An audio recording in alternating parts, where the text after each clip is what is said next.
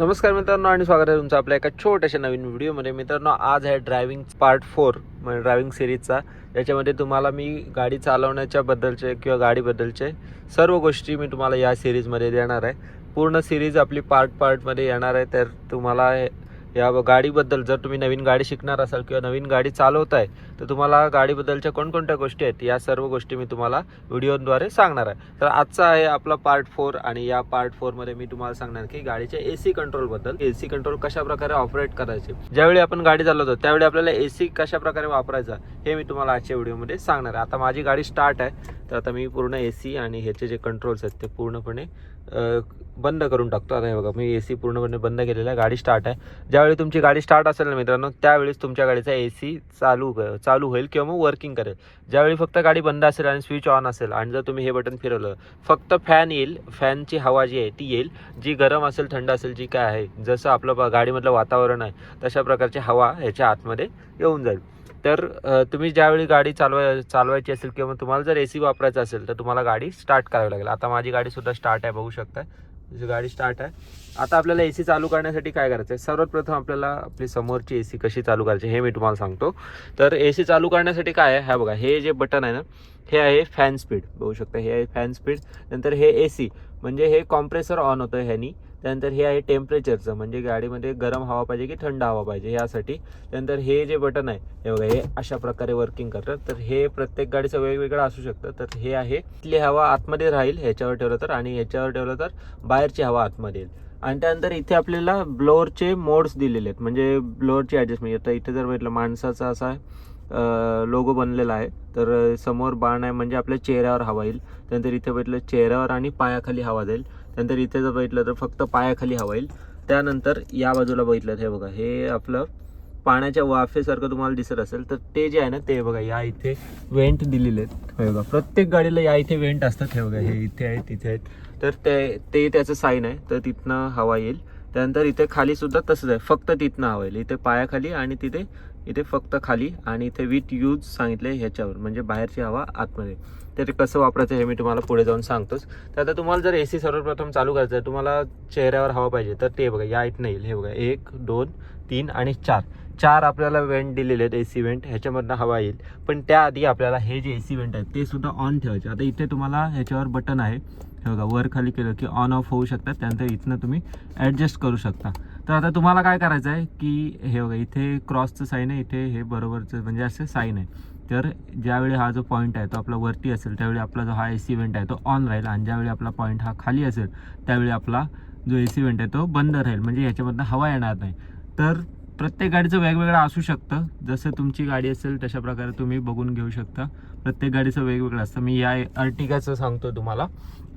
तर आता हा वेंट आपल्याला ऑन ठेवायचा आहे. त्यानंतर इथनं तुम्ही ॲडजस्ट करू शकता. आता हे बघा, हे इकडे तिकडे फिरते, म्हणजे तुमचा हवेचा जो फ्लो आहे तो या बाजूला पाहिजे की या बाजूला पाहिजे, अशा प्रकारे तुम्ही ॲडजस्ट करू शकता. त्यानंतर हे वरती खाली सुद्धा होतं, हवेचा जो फ्लो आहे तो वरती पाहिजे खाली पाहिजे, जसं तुम्हाला वाटतंय तसं तुम्ही ॲडजस्ट करू शकता. आता मी एकदम सरळ ॲडजस्ट केले, म्हणजे जेणेकरून ती जी हवा आहे ती माझ्या चेहऱ्यापर्यंत येईल.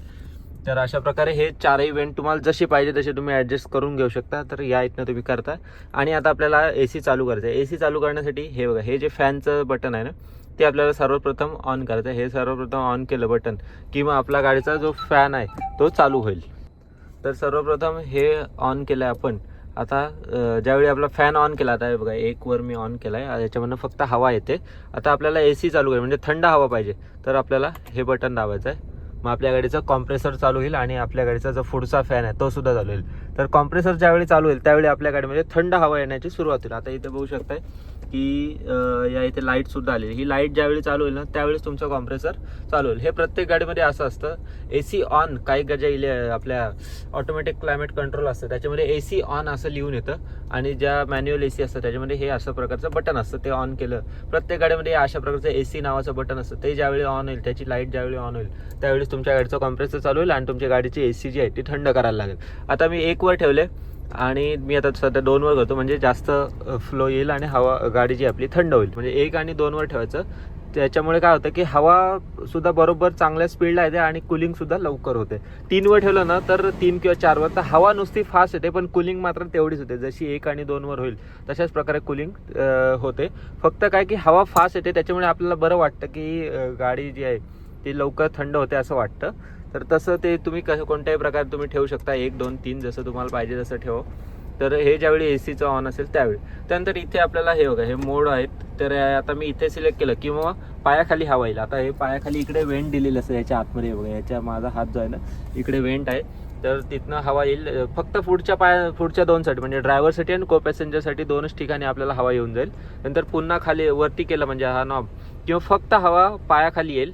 नंतर पुन्हा इकडे फिरवला की मग हवा जी आहे आपली ती अर्धी पायाखाली जाईल आणि अर्धी या इथनं बाहेर येईल. या इथनं येते आणि या इथनं सुद्धा थोडीशी हवा येते.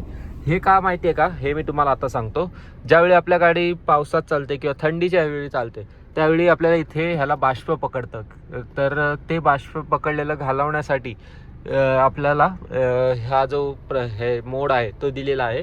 ह्याच्यावर बाष्प पकडू नये म्हणून जर तुम्ही ज्यावेळी इथे ठेवाल, थंडीच्या वेळी बाष्प ज्यावेळी पकडेल त्यावेळी इथे ठेवाल, त्यावेळी हे जे बाष्प आहे ते पूर्णपणे निघून जाईल. किंवा असं पूर्ण काच आपली खराब होते, असं मॉइश्चर पकडतं, त्यावेळी हे आपल्याला यूज करायचं आहे. आता आपल्याला जर जास्त प्रमाणात पाहिजे तर पूर्णपणे आपल्याला हा बघा हा नॉब पूर्ण इकडे फिरवायचा आहे आणि आपला हा जो नॉब आहे तो सुद्धा इकडे फिरवायचा आहे. मग काय होईल माहिती आहे की बाहेरची जी हवा आहे म्हणजे बाहेर थंड किंवा गरम जी काय हवा आहे ती आतमध्ये येईल आणि मग ती फिल्टर होऊन पुन्हा आपल्या काचेवर जाईल. म्हणजे काचेवर अजिबात बाष्प पकडणार नाही किंवा मॉइश्चर पकडणार नाही, जे काय आहे ते होणार नाही आहे. ते तुम्हाला त्याप्रमाणे जसं तुम्हाला पाहिजे तसं तुम्ही ॲडजस्ट करू शकता. आता मी पुन्हा इकडे घेतलं, त्यानंतर हे आपण जेव्हा पाहिजे तेव्हा कसंही करू शकतो. समजा तुम्हाला बाहेरची हवा पाहिजे तर बाहेरची हवा आपण आत घेऊन, जरी एसी आपली जी आहे ती थंड करेलच, जरी आतल्या आत हवा ठेवली तरी आपली एसी थंड करेल. फक्त एकच की बाहेर ज्यावेळी आपण हायवेला चाललो असतो त्यावेळी समजा काही वास वगैरे आला तर तो जो वास आहे ना तो हवेने तसाच आतमध्ये येईल, तर तो थोडासा कधी काही लोकांना प्रॉब्लेम होऊ शकतो. त्याच्यामुळे शक्यतो हा तुम्हाला असं इथे या मोडला ठेवायचा. त्यानंतर लास्टचं बटन राहिलं ते म्हणजे की हे टेम्परेचरचं. आता टेम्परेचरचं कसं आहे माहिती आहे का की तुम्हाला जसं पाहिजे तसं तुम्ही टेम्परेचर ठेवायचं. आता बरेच लोक म्हणतात की टेम्परेचरचं जे मीटर आहे ते नेहमी असं इथे ठेवायचं आहे बघा, या इथे. पण असं काही नाही आहे. जरी तुम्ही पूर्णपणे लोवर ठेवलं तरी काही प्रॉब्लेम होणार नाही आहे. हे लो आहे, हे मीडियम आहे आणि हे हाय, असे हे 3 ह्याच्यामध्ये दिलेले आहेत. ते आता जे ऑटोमॅटिक क्लायमेट कंट्रोल असतं त्याच्यामध्ये आपल्याला टेम्परेचर दिलेलं असतं. जसं की घरातल्या एसीला असतं 18, 19, 20, 21, 22, 24, 25, 28पर्यंत जवळजवळ असतंच. तर ते तुम्ही त्याच्यावरनं सेट करू शकता. पण ह्याचं कसं आहे, मॅन्युअली आपल्याला जितकं पाहिजे तितकं. पण मी तुम्हाला काय सांगतो माहिती आहे का की ज्यावेळी तुमचं जे टेम्परेचर आहे ते बघा या इथे जाईल त्यावेळी तुम्हाला हा जो एसीचा नॉब आहे ना तो एसीचं जे बटन आहे ते बंद करायचं आहे. कारण यावेळी तुम्हाला काहीच गरज नाही आहे एसीची. तुम्हाला फक्त ह्याच्या पुढे झालं ना की जास्त गरमी यायला सुरुवात होते. जरी हे एसीचं ऑन ठेवलं तरी सुद्धा तुमची एसी इतकी काही कूलिंग करणार नाही आहे. आणि जर इकडे केलं तर ह्याच्यानंतर तर पूर्णपणे जी गरम हवा आहे ती आतमध्ये येऊन जाईल. आता बघू शकताय, आता मला सुद्धा याच्यामध्ये गरम व्हायला लागलं, याच्यामधनं गरम हवा फेकायला लागलं. जरी मी एसीचं ऑन केलं ना तरी सुद्धा अजिबात थंड हवा ह्याच्यामधनं येणार नाही. त्याच्यामुळे हे जे आहे ते बटन नेहमी बंद ठेवायचं. त्याच्यामधनं जी आहे ती गरम हवा येत राहील. फक्त इथपर्यंत असेल तोपर्यंत तुम्ही एसीचं बटन ऑन ठेवू शकता. कारण हे जर चालू राहिलं, कॉम्प्रेसर जर आपलं चालू राहिलं तर एसी सुद्धा थंड करणार नाही, थोडासा फ्यूल इफिशियन्सीवर फरक पडेल आणि विनाकारण आपलं कॉम्प्रेसर चालू राहील. त्याच्यामुळे कॉम्प्रेसरचा वेअर अँड टेअर होण्याचे जे चान्सेस आहेत ते सुद्धा खूप आहेत. कारण हे गरज नसताना हे चालू ठेवून काही उपयोग नाही आहे. तर तुम्हाला याच्या प्रकारे जसं तुम्हाला पाहिजे तसं तुम्ही ॲडजस्ट करू शकता.